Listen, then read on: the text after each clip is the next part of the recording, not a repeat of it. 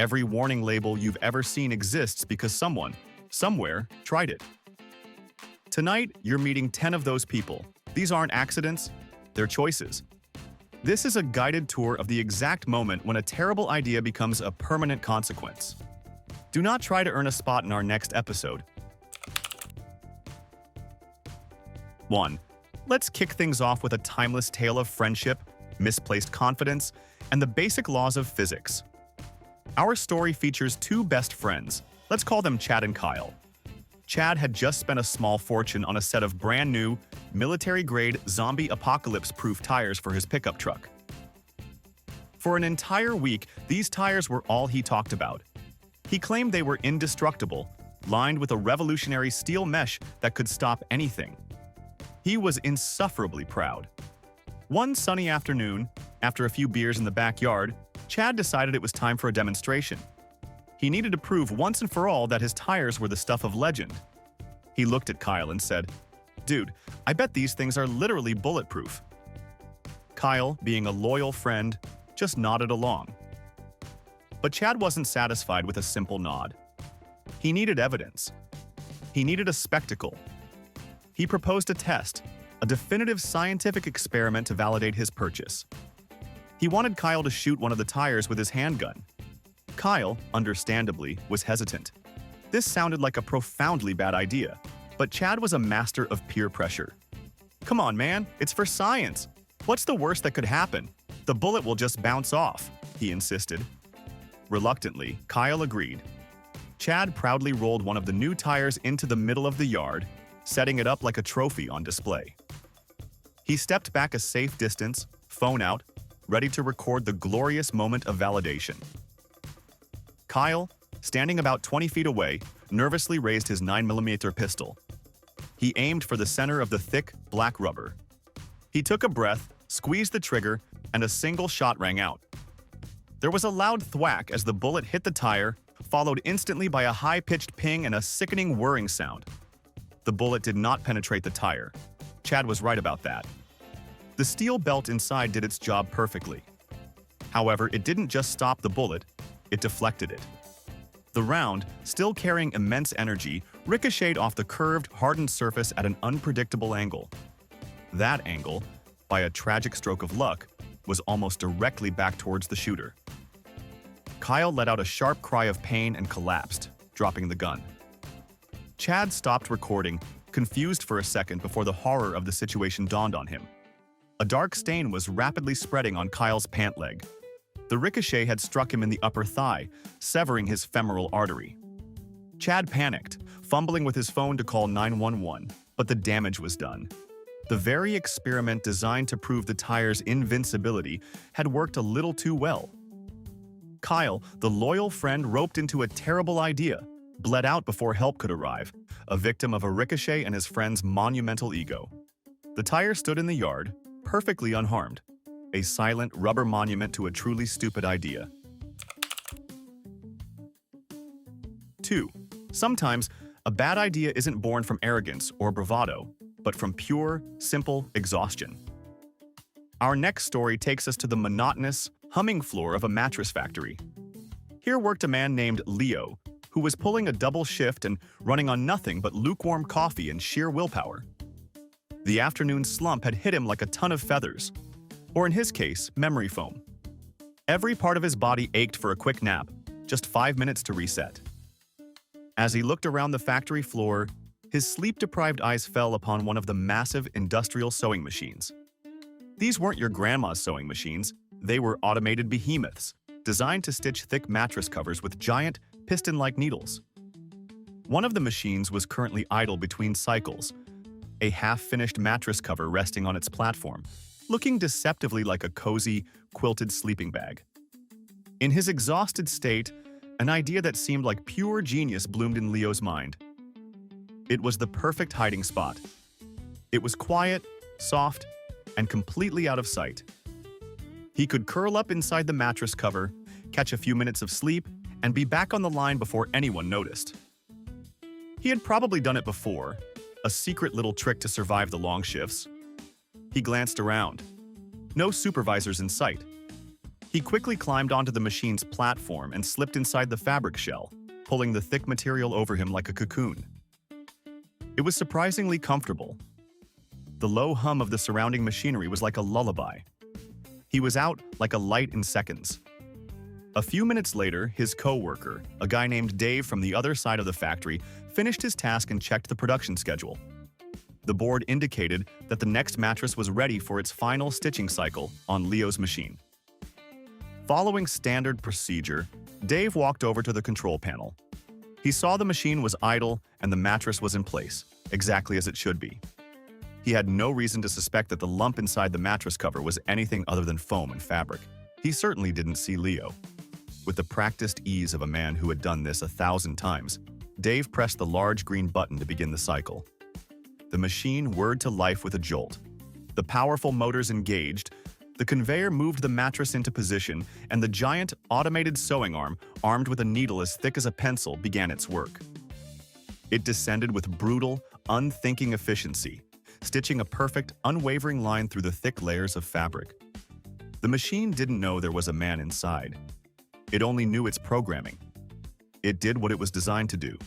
A perfect, tragic execution of a simple command, turning a secret napping spot into a final resting place. 3. From one factory floor to another, this next story serves as a brutal reminder of why safety protocols are written in blood. We're at a massive recycling plant, a veritable graveyard for automobiles, where mountains of crushed metal wait to be reborn. The centerpiece of this operation was a colossal car shredder, a machine of terrifying power, nicknamed the Beast. It was a metal-eating god with a giant hopper on top and massive rotating gears that could chew a sedan into fist-sized chunks of scrap in under a minute. Our protagonist, Frank, was a veteran worker at the plant.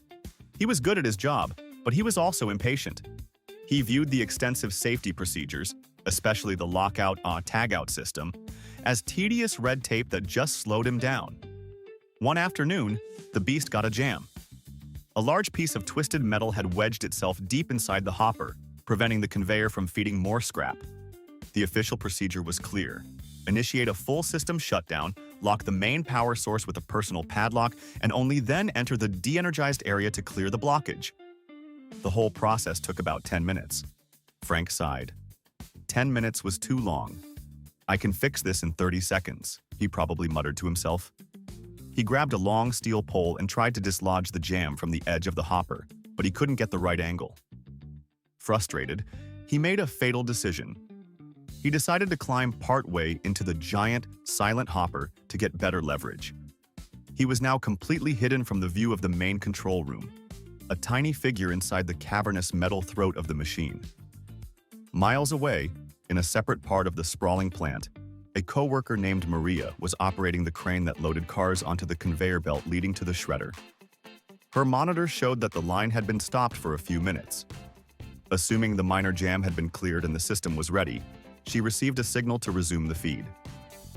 She couldn't see Frank. She had no idea he had bypassed every safety rule in the book. Following her own procedures, she activated the main conveyor belt. The massive belt lurched to life. A rusty, stripped-down old Ford began its final journey towards the shredder. Frank, still wrestling with the jam, probably didn't even hear it over the ambient noise of the plant until it was too late. The car slid down the conveyor and into the hopper with tremendous force. It acted as a giant, unstoppable plunger. The 2-ton piece of scrap metal slammed into Frank, pushing him off his feet and directly into the shredder's massive, unforgiving gears. The machine, which had been dormant moments before, was now being fed. It didn't notice the difference between a human body and a car fender. Frank's 30-second shortcut had led him directly to the most gruesome end imaginable, a permanent victim of his own impatience. 4. Some traditions are born from history and culture. Others seem to be born from a collective agreement to ignore common sense in the most spectacular way possible. In the green hills of Gloucestershire, England, exists one such tradition, the Cooper's Hill cheese rolling and wake. The premise is beautifully simple and profoundly stupid.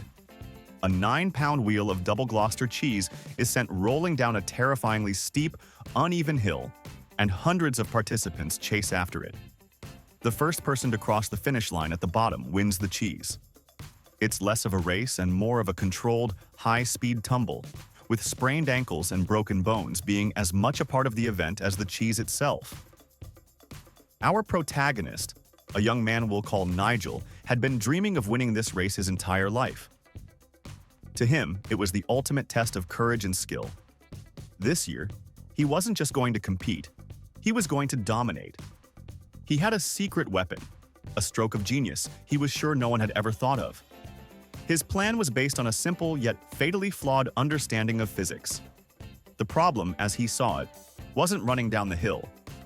It was the friction slowing everyone down. So, he decided to eliminate it. The night before the race, he meticulously coated the soles of his running shoes with a thick, slick layer of industrial-grade axle grease. In his mind, he would become a human bobsled, gliding effortlessly over the grass while everyone else stumbled and fell. The day of the race arrived. Nigel, beaming with confidence, took his place at the top of the hill. When the cheese was released, he pushed off, and his plan immediately worked. A little too well. While the other competitors were flailing, trying to find their footing, Nigel achieved a speed that was almost supernatural. He shot past the competition, a blur of motion, the grease on his shoes turning the grassy slope into a veritable slip and slide. He was a rocket. He was a legend in the making. The crowd at the bottom gasped as he approached, moving far faster than anyone they'd ever seen. He was going to win by a landslide. There was just one tiny, overlooked detail in his brilliant plan. Brakes. As he blasted over the finish line in first place, he had no way to slow down. His greased shoes offered zero purchase on the ground. He was a missile without a guidance system, locked on a terminal trajectory. The finish line was followed by a short, flat stretch of grass, which ended abruptly at an ancient, unforgiving stone wall. Nigel shot across the grass like a stone skipping on water and slammed directly into the solid rock with the full, unmitigated force of his descent. He had won. For a glorious half-second, he was the champion of the cheese roll. But his secret weapon for achieving victory had also guaranteed that he wouldn't be around to enjoy his prize. He had so brilliantly solved the problem of how to go faster that he completely forgot to ask, "How do I stop?" 5. There are shortcuts in life that save you time, and then there are shortcuts that cost you everything. In a bustling Russian city, a woman named Anya was in a hurry. She was late for an appointment, and her path was blocked by a long, ornate, wrought iron fence that stretched for an entire city block. The gate was a 5-minute walk away. To Anya, who was already running behind, 5 minutes seemed like an eternity. She scanned the fence, her impatient eyes searching for a flaw in its design, a loophole she could exploit. And then she saw it. A narrow gap between two of the vertical bars. It was clearly not designed for passage, but to her desperate mind, it looked just wide enough. A plan. A masterpiece of flawed spatial reasoning quickly formed. She reasoned that if she could get her head through the gap, the rest of her body, being more pliable, would surely follow. It was a logic that completely ignores the existence of the human shoulder girdle, one of the widest and most rigid parts of the skeleton. Confident in her assessment, she approached the fence. She took a deep breath, turned her head sideways, and began to force it through the narrow opening. It was a tight squeeze. The cold iron bars scraped against her temples and jaw, but with a determined grunt, she pushed through. Her head popped out on the other side. Success! For a fleeting moment, she felt a surge of triumph. She had beaten the system. Then, she tried to bring her shoulders through. They didn't budge. She was met with the hard, unyielding reality of her own anatomy. She tried to twist, to contort, but it was no use. Her shoulders were firmly wider than the gap. Annoyed, but not yet panicked, she decided to reverse course. She tried to pull her head back out. But now she faced a new, much more terrifying problem. The human skull, when pushed forward past the jaw and ears, acts like a natural wedge. Pulling it back in the opposite direction without a change in angle is often mechanically impossible. The very bars that had scraped her on the way in were now gripping the back of her head, refusing to let go.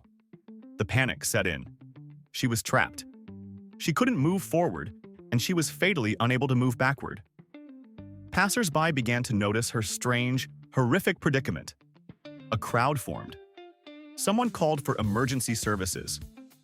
But Anya was in a state of pure terror, her own body having become her prison. The very obstacle she had tried to cleverly bypass for the sake of a few minutes had become a permanent, tragic fixture in her life, and ultimately, its end. She had gambled 5 minutes of her time against a wrought iron fence and lost everything in the process. 6. Faith can move mountains, but it's often less effective against the laws of gravity. In a small, devout village in India, a magnificent 100-foot-tall statue of the Hindu deity Shiva stood as a beacon of worship and a popular pilgrimage site. It towered over the landscape, a serene and powerful monument. One afternoon, a man named Kumar, a particularly fervent devotee, felt a divine calling. He believed that to truly connect with the deity, to offer the most sincere prayer, he needed to be closer. The ground, he felt, was too far away. He announced to the crowd of worshippers below that he was going to climb the statue to pray at Shiva's head, the highest and holiest point. Ignoring the concerned murmurs and the pleas of the temple custodians, he began his ascent. He was surprisingly agile, using the statue's intricate carvings and ornamentation as handholds and footholds. To the crowd below, his climb was a breathtaking act of devotion. They watched in awe, their prayers and chants following him as he scaled the giant figure. After a long and arduous climb, he finally reached the top. He stood triumphantly on the statue's massive stone shoulder, a tiny human figure against the vast sky. He felt a profound sense of spiritual ecstasy, a connection to the divine he had never experienced before. He closed his eyes, raised his hands to the sky, and began to pray aloud, his voice carrying on the wind. Lost in his spiritual fervor, he took a slight step back to better address the heavens. His foot, however, found no purchase. The smooth, curved stone of the statue's head offered no grip. He lost his footing, and for a terrifying moment he teetered on the edge of the abyss. He flailed his arms trying to regain his balance, but it was too late. He tumbled from the top of the statue, a silent, falling figure against the serene face of the god he was worshipping. His descent was swift and absolute.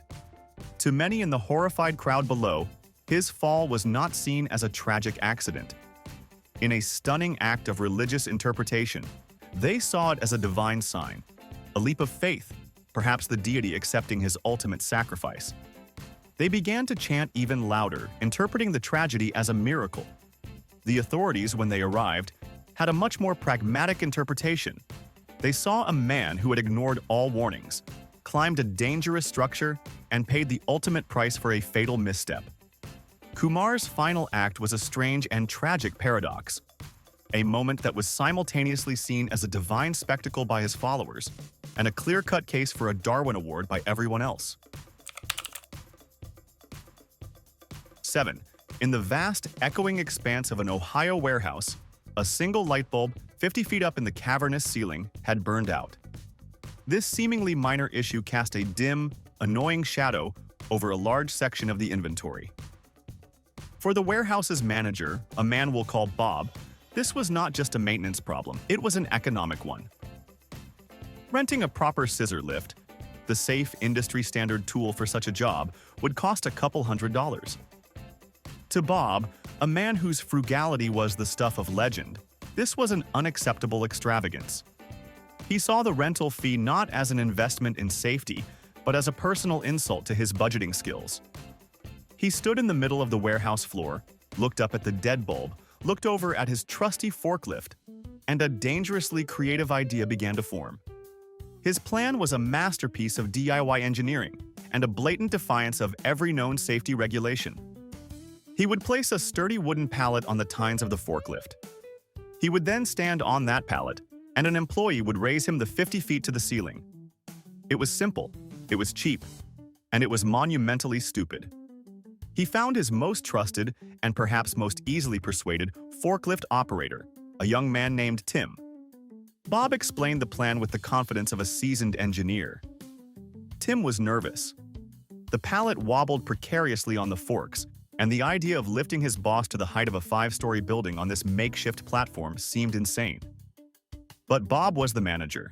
He insisted. Reluctantly, Tim agreed. Bob, light bulb in hand, stepped onto the pallet. "Take it up slow and steady," he commanded. Tim engaged the lift, and the shaky ascent began.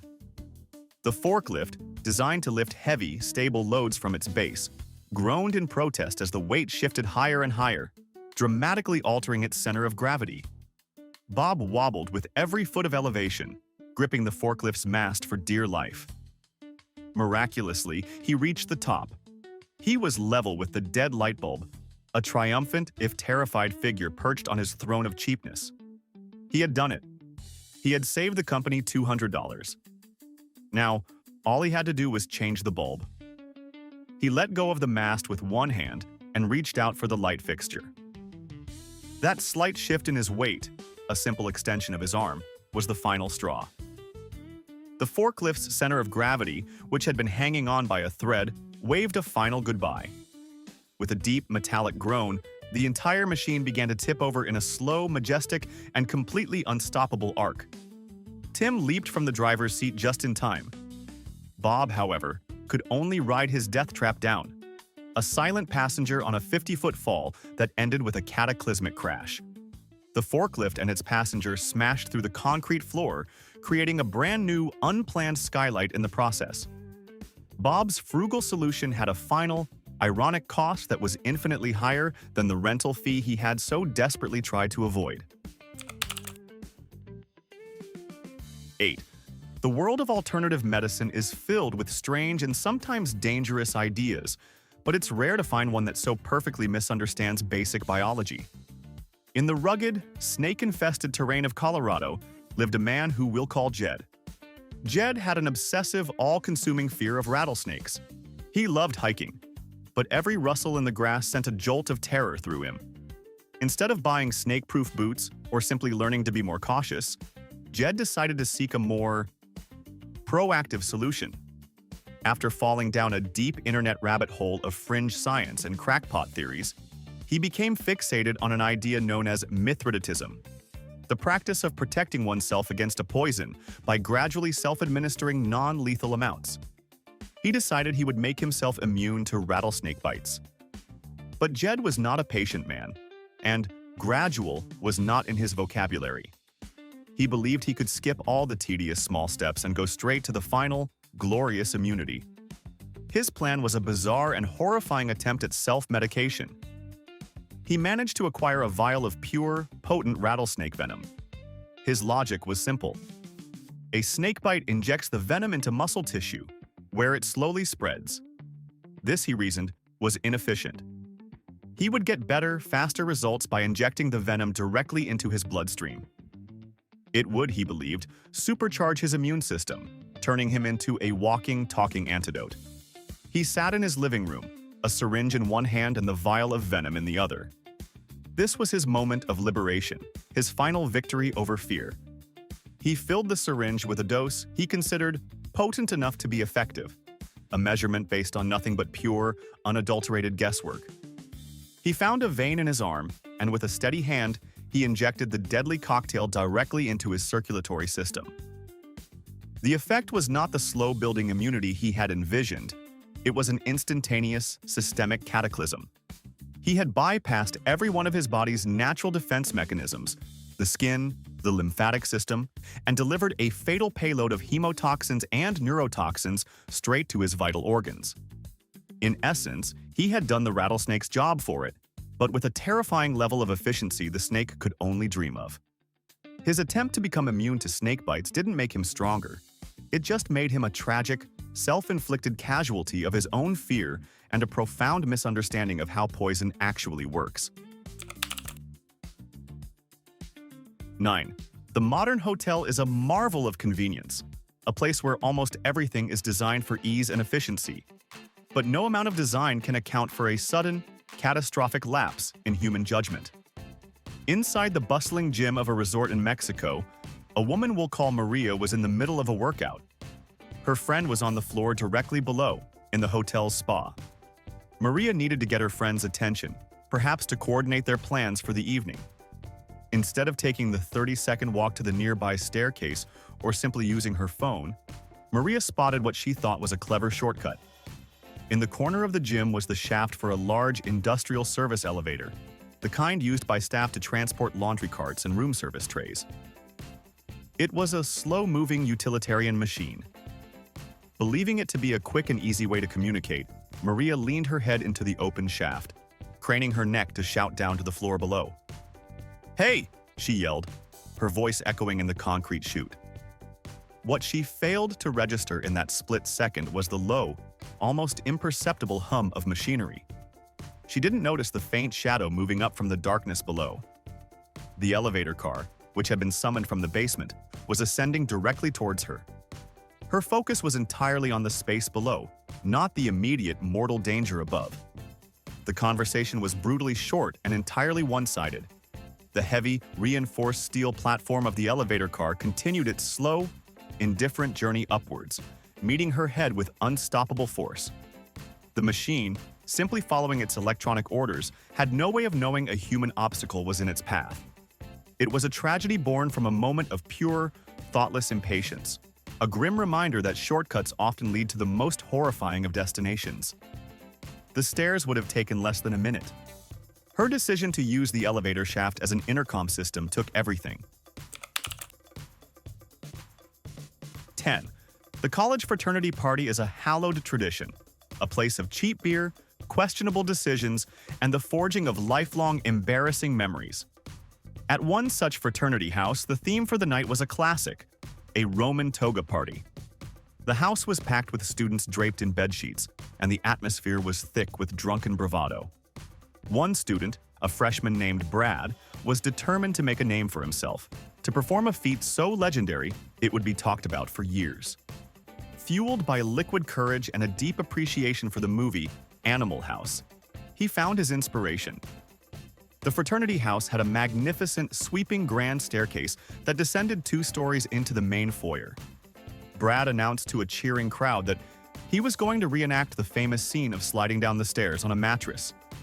He and a few of his equally intoxicated friends wrestled a twin mattress from an upstairs bedroom and dragged it to the top of the landing. This was his moment. With a triumphant roar, he took a running start and belly flopped onto the mattress, launching himself down the long wooden staircase. His plan worked perfectly. He achieved an impressive, almost terrifying speed, the mattress gliding smoothly over the steps. The crowd below roared with approval. He was a hero, a legend in the making. There was, however, a critical flaw in his plan, a detail he had overlooked in his drunken enthusiasm. The staircase did not end in a soft, open space. It ended in a small foyer, directly opposite a massive, ornate plate glass window. Brad, moving at an uncontrollable speed, was unable to stop or even slow down at the bottom.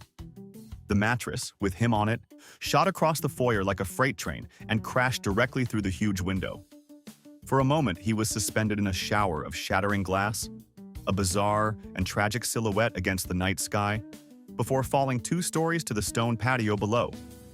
His grand cinematic gesture had ended with a brutal, real-world impact. He had wanted to create a legendary party memory, and in a way, he succeeded. But the story they would tell for years to come was not one of hilarious, harmless fun, but a grim, cautionary tale about the difference between a movie stunt and the unforgiving laws of momentum. So here's a theory I want you to argue about. I think everyone has at least one Darwin Award moment in their life. They just got lucky and survived. What was yours? Anonymously, of course. Drop your closest call in the comments. If this video made you feel grateful for your own survival instincts, hit like and subscribe for more cautionary tales.